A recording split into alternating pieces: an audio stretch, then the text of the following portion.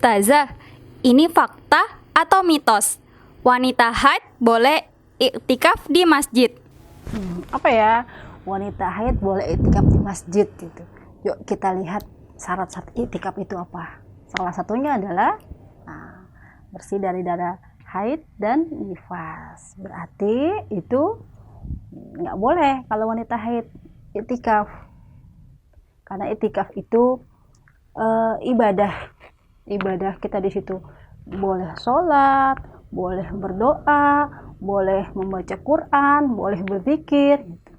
Karena banyak perkara-perkara yang harus kita kerjakan dalam iktikaf itu, maka wanita haid tidak disarankan untuk iktikaf.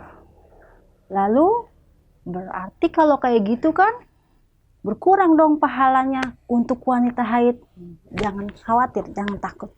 Ternyata masih banyak pahala-pahala lain yang bisa diraih oleh wanita haid. Seperti apa?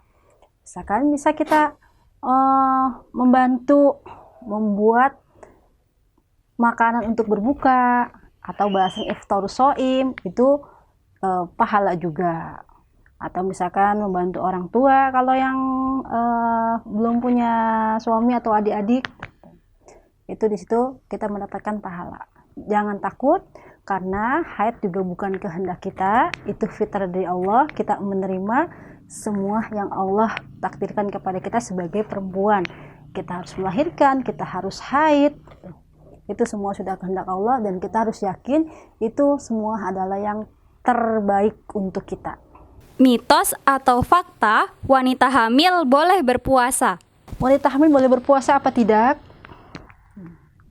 Syarat-syarat puasa. Syarat-syarat puasa wanita hamil tidak disebutkan. Berarti wanita hamil itu sebenarnya boleh berpuasa. Boleh berpuasa, tidak ada larangan berpuasa. Tapi kalau nggak berpuasa bolehkah? Wanita hamil boleh tidak berpuasa ketika itu madharat untuk dirinya atau untuk janinnya. Yang tahu madharat itu ahlinya. Siapa ahlinya? Dalam hal ini adalah dokter kandungan yang memeriksa kita. Dia tahu keadaan kita. Karena dia bilang, oh kamu kuat, kamu puasa, ya kita puasa. Jangan hipotesa kita, aduh saya kayak nggak kuat ini, saya nggak mau puasa. Itu yang harus diwanti-wanti oleh diri kita sebagai wanita, bahwasanya rukhsah memang ada, tapi bukan berarti kita memperingan. Nggak apa-apa, nggak usah puasa karena saya nggak kuat. Karena kadar kuat atau tidaknya itu kita tanyakan pada ahlinya, yaitu dokter.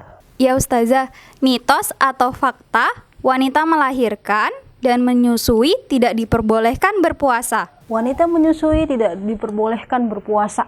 Ini kalau saya mendengar seperti itu, saya akan salahkan. Kenapa? Kenapa kamu bilang seperti itu? Nggak boleh berpuasa karena menyusui. Karena tidak bolehnya berpuasa itu ada ketentuan-ketentuannya. Yang sakit, yang musafir, yang haid malah haram ya. Kalau rukhsah itu untuk orang yang sakit, untuk yang musafir. Kalau untuk menyusui, kita lihat apakah dengan puasa memadorotkan kita dan memadorotkan bayi kita, memadorotkan anak kita. Kalau memang memadorotkan, nggak usah puasa. Khawatirnya itu tadi, karena kita puasa akhirnya kita sakit, anak kita sakit. Tapi yang tahu keadaan kita itu dokter yang menangani kita, dokter yang menangani waktu kita hamil, kita periksa ke dokter mana, dia yang tahu kondisi kita. Kalau kondisinya selama ini baik-baik saja, itu tetap berpuasa. Apalagi kalau kita tahu puasa di bulan Ramadan ini, Masya Allah ganjarannya banyak banget, yang ganjarannya hanya Allah yang tahu.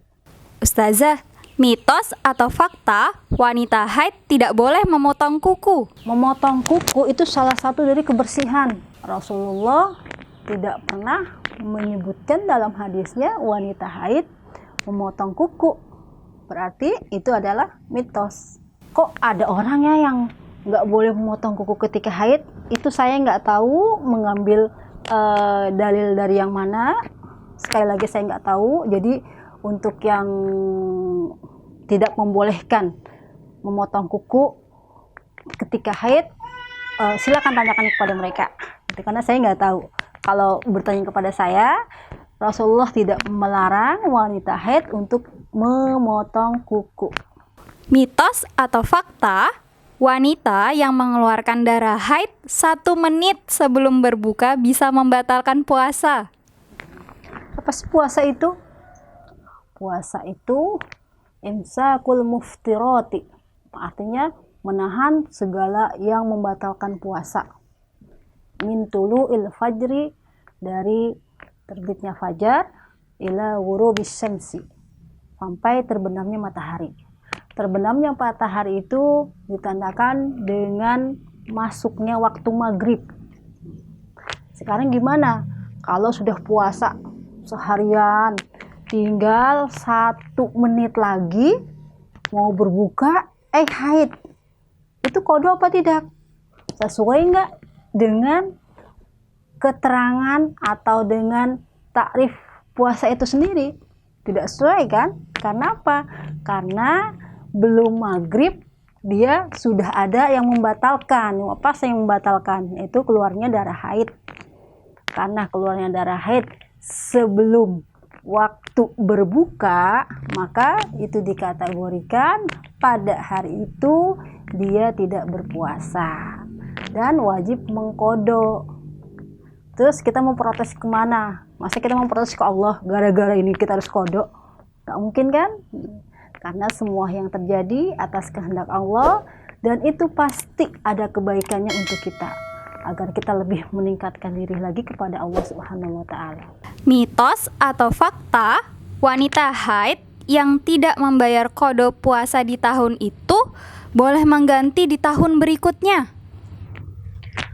Bagi wanita haid yang belum membayar qada, sudah datang lagi puasa berikutnya, puasa Ramadan berikutnya, itu seperti apa?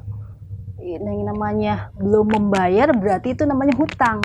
Hutang tetap hutang, harus dibayar, harus. Berarti kalau seandainya tahun 2020 mempunyai hutang 7 belum kebayar juga sama sekali, udah mau masuk puasa lagi nih 2021 ini, nanti belum juga kebayar juga, tetap hutangnya tidak berubah. Tetap dia mempunyai hutang puasa yang kemarin berapa, yang tahun 2020, nanti 2021 berapa. Terus ada gak sih kewajiban membayar fidyah?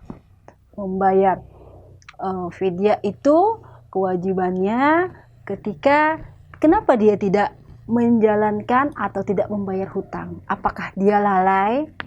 Kalau dia lalai, dikenakan fidyah.